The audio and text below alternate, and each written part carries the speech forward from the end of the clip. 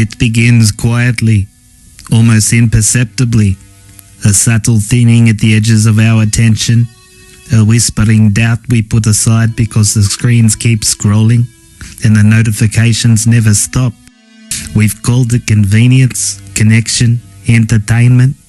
We call it normal. But it is a sickness that feeds on the mind itself. Society has digital AIDS. We've lost the immune system of reality. Our skepticism, patience, discernment, the very tools that allowed humans to navigate truth, have eroded under years of constant signal. Every image, every story, every recommendation becomes a vector, and we absorb it without pause, without resistance. You've felt it, haven't you?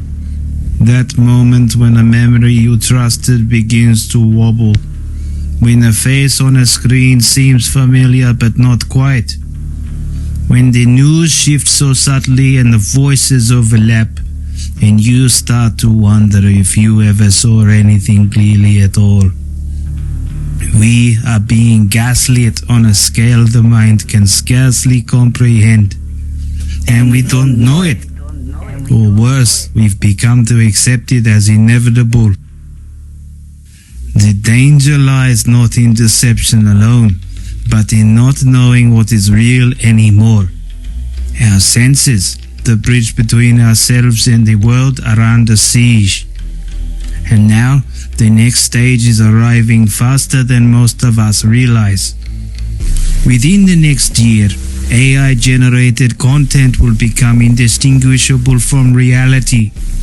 Video will look absolutely real. Faces, gestures, voices, micro-expressions, news footage, interviews, even personal recordings can be perfectly fabricated. A family conversation, a personal memory, a breaking news broadcast, indistinguishable from the truth.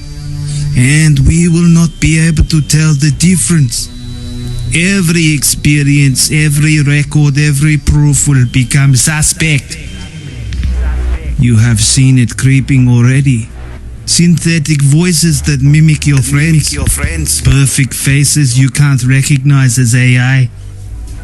Videos that move and breathe like reality itself.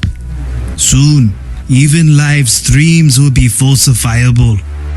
Every human-generated image, every human-generated sound, every human story could be a simulation, a forgery, a hallucination made of God.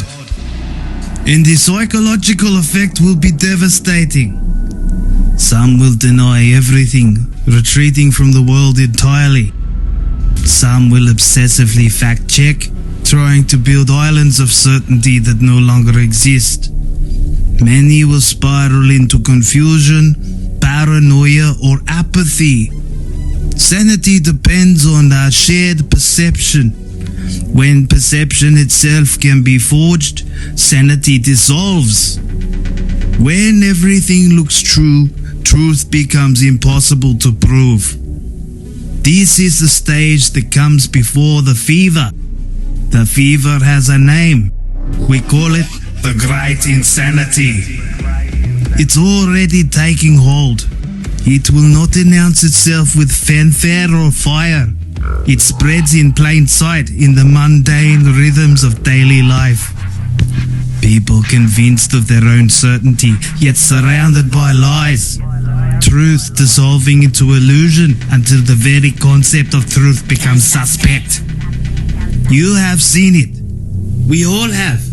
The manufactured outrage, the endless performances, the faces that smile but say nothing, the voices that echo back only what we already fear. It is a hallucination that we all participate in, willingly or not. And those who try to escape it, they are drowned in the feedback loop and their reason gasping for air. The Great Insanity is not a story we will read about in history books. It is the world we live in. It will fracture communities, families, friendships.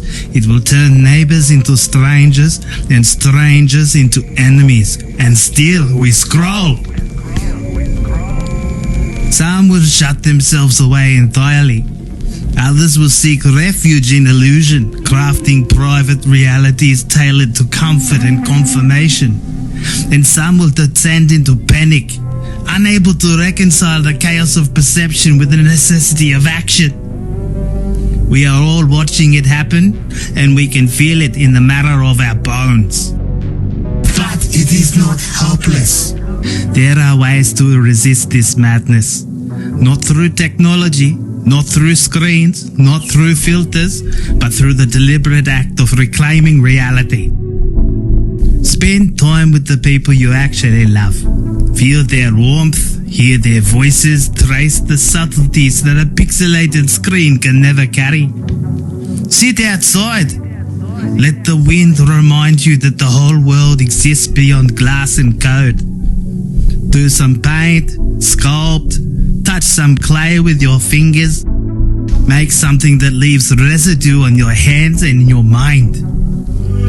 Take photographs on film, images that age, images that breathe with imperfection. Go to live performances. Feel the vibrations of real instruments played by real people. Write letters by hand and let your words travel slowly. And for the children, let them be children in the earth. Barefoot, scraped knees, arguments and alliances. Teach them the hierarchy of play, the lessons of dirt, the patience of time. Delay screens, delay digital dopamine. Let them learn the world first, not the simulation. Consider homeschooling if it allows the mind to grow untethered from the flood of algorithms. These acts are not quaint. They are not indulgent. They are survival. Reality is the cure. The texture of the real world, touched and felt, remembered and shared, is the immune system of the human mind. We can protect our small worlds, and we can safeguard our circles from the digital plague. The great insanity will take most people. It has already begun, but some of us can still remember what is real. And by remembering, by touching, by listening, by playing, by creating, we can hold on to it like fire in the cold. Because the truth is not dying, it is waiting. It is patient, it is silent, and it is ours if we dare to reach for it. We have the choice to witness, to survive, and to resist. The great insanity can be escaped, but only if we stop scrolling long enough to touch, feel, see, and listen. Only if we can reclaim the rhythms of real life. Society has digital AIDS. The great insanity is sweeping across us, and most of us are still online, but some of us are awake. And if you are listening, you are awake, just like dead.